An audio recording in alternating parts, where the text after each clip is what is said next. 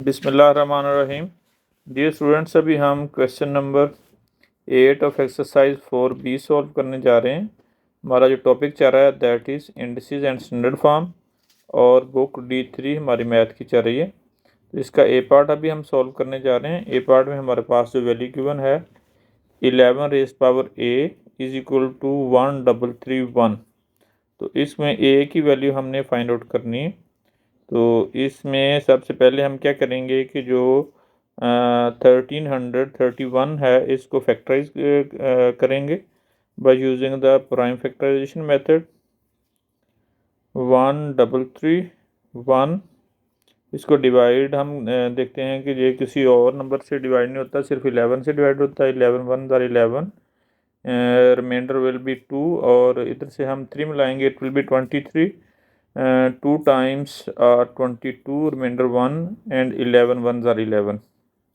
दोबारा 11 से डिवाइड किया, 11 11 ज़ार 21। तो a raise power 11 raise power a is equal to 11 into 11 into 11। 3 times multiply हो रहा है तो इसको हम 11 रेज पावर 3 लिख सकते हैं। इधर हमारे पास 11 रेज पावर a है। तो हमारे पास ये इंडिसेस रूल है कि जब हमारे पास इसकी पावर इनकी पावर्स बेस सेम हो तो हम क्या करते हैं कि उनकी जो पावर्स हैं उनको इक्वेट कर लेते हैं। तो इधर से हम m is equal to n लिख लेंगे। इसको हम इधर इम्प्लीमेंट करते हैं। That will be in this case base are same, तो इसको हम a इज इक्वल टू 3 इसका आंसर आ जाएगा।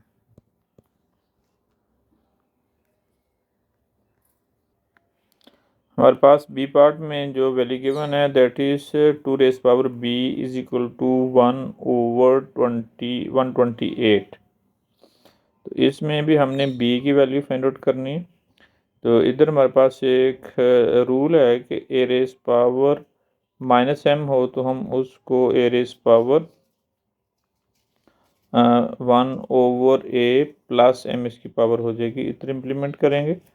तो इसको हम क्या करते हैं, 2 raise power b is equal to 128 4 raise power -1 हो जाएगी। अब हम 128 को प्राइम फैक्टराइजेशन के थ्रू इसके फैक्टर्स फाइंड आउट करेंगे, इसको सॉल्व करेंगे।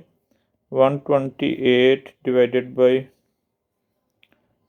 2, इसको 2 से डिवाइड किया। पहला हमारे पास जो प्राइम फैक्टर है that is 2, it will B 64। Again 2 पे डिवाइड किया 3 एंड 2 32 एंड 2 पे डिवाइड किया it will B 16। Again divide by 2 it will B 8। Continuing it will B 4 and 2 2 ज़ार 4। तो इसको हम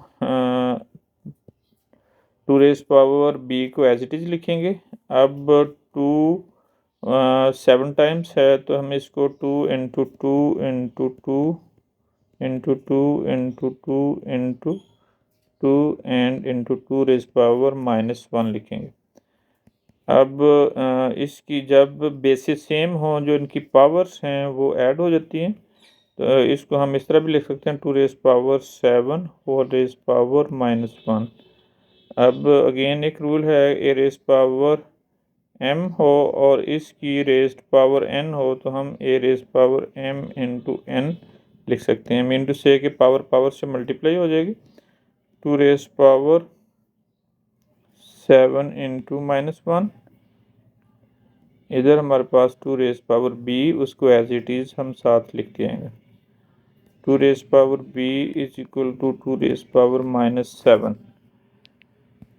जब बेसिस सेम हो, a raise power m is equal to a raise power n हो तो हम क्या करते हैं कि इनकी जो पावर्स हैं उनको इक्वेट कर लेते हैं। तो it will be m is equal to n। तो इसको हम इधर इस वाले केस में इम्प्लीमेंट करेंगे तो b is equal to -7। This is the final answer of this part. ये हमारे पास सी पार्ट है। सी पार्ट में इसमें हमने सी वैल्यू फाइंड आउट करनी है इसकी। 9 रेज पावर c है और इधर हमारे पास है 243। अब इसको भी प्राइम फैक्टराइजेशन के थ्रू हम सॉल्व करते हैं। 243 को हम 3 पे डिवाइड करेंगे। 3 8s are 24 and 3 1s are 3, again divided by 3, it will be 2 3s are 6 and it will be 21 21, 3 7s are 21, again divided by 3, it will be 9 and 3 3s are 9। और जो 9 है हमारे पास इधर 9 को भी 3 इंटू 3 मीन टू से कि 3 raise power 2 लिख सकते हैं हम।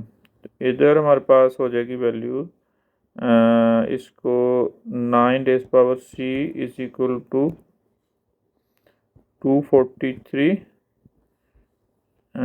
It will be 3 raise power 2c is equal to, इसको फैक्टराइजेशन की फॉर्म में, प्रोडक्ट की फॉर्म में हम लिखेंगे, that is 3 into 3 into 3 into 3 into 3।